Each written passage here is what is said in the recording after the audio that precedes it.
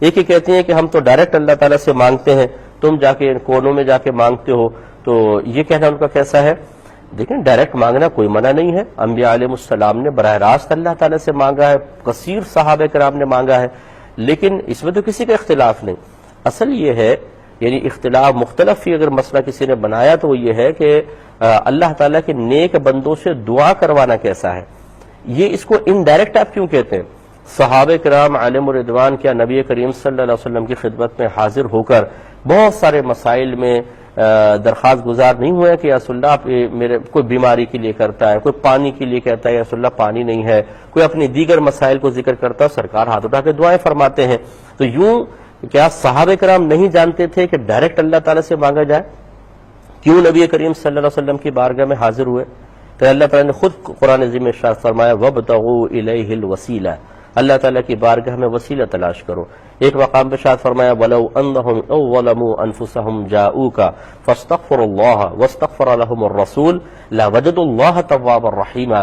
اے حبیب اگر یہ لوگ اپنی جانوں پر گناہ وغیرہ کے ذریعے ظلم کر بیٹھے تو آپ کی بارگاہ میں حاضر ہوں، پھر اللہ تعالیٰ کی بارگاہ میں استغفار کریں اور یہ رسول بھی ان کے لیے استغفار کریں، تو یہ لوگ اللہ تبارک و تعالیٰ کو ضرور بخشنے والا مہربان پائیں گے۔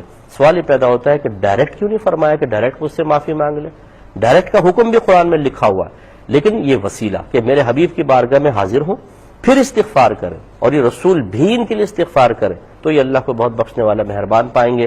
تو خلاصہ کلام یہ ہے کہ اس قسم کی باتیں بیان کر کے سادہ لوگوں کو، مسلمانوں کو پریشان کرنا، ان کے دل میں تشویشیں پیدا کرنا، ان کو تذبذب میں ڈال دینا قطعاً غیر مناسب ہے۔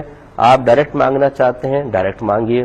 کوئی اگر بزرگوں کے پاس جا کر ڈائریکٹ بھی مانگ رہا ہے اور بزرگوں کے پاس جا کر ان کو وسیلہ بنا کر اللہ تعالیٰ کی بارگاہ سے طلب کر رہا ہے تو بھائی کون سی پریشانی کی بات ہے؟ میدان معاشر میں لوگ ڈائریکٹ ہی مانگ رہے ہوں گے لیکن حساب کتاب شروع نہیں ہوگا، پکار رہے ہوں گے، گڑ گڑا رہے ہوں گے، حساب کتاب شروع نہیں ہوگا۔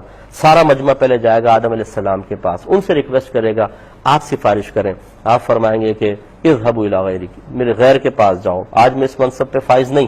نوح علیہ السلام کے پاس جائیں گے، ان کو بھیجیں گے ابراہیم علیہ السلام کے پاس، وہ موسیٰ علیہ السلام کے پاس، وہ عیسیٰ علیہ السلام کے پاس، وہ ہمارے نبی کریم صلی اللہ علیہ وسلم کے پاس بھیجیں گے۔ تو ہمارے آقا یہ نہیں فرمائیں گے کہ بھائی ڈائریکٹ اللہ سے مانگو، میرے پاس کیوں آئے ہو تم چل کر؟ نہیں، سرکار فرماتے ہیں میں سجدریز ہو جاؤں گا۔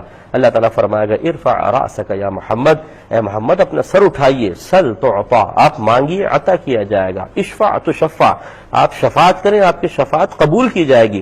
پھر سرکار شفاعت فرمائیں گے اور حساب کتاب کے دروازے کھلیں گے۔ جو ڈائریکٹ والے بھائی بہن ہیں جو اسی پر اصرار کرتے ہیں وہ یقیناً سرکار کی بارگاہ میں وہاں نہیں جائیں گے، وہ ڈائریکٹ پکارتے رہیں گے تو ڈائریکٹ میں تو حساب کتاب شروع ہی نہیں ہوگا۔ یہ اللہ تعالیٰ میرے نبی کریم صلی اللہ علیہ وسلم نے میدان معاشر کا ابھی نقشہ قائم کر کے بتا دیا ہے، جو کام دنیا میں غلط ہو وہ میدان معاشر میں عین اللہ تعالیٰ کی رضا کا سبب کیسے بن سکتا ہے، اللہ کی مرضی کے موافق کیسے ہو سکتا ہے؟ جو یہاں غلط ہے وہاں بھی غلط، اور جو وہاں سرکار میں بتا رہے ہیں کہ جب تک ڈائریکٹ کتنا بھی مانگ لو حساب کتاب شروع نہیں ہوگا، جب تک سرکار کی بارگاہ میں سب آ کر یوں نہیں کہیں گے یا رسول اللہ مدد فرمائیے تب تک کام نہیں بنے گا، پھر سرکار سفارش فرمائیں گے حساب کتاب شروع ہوگا۔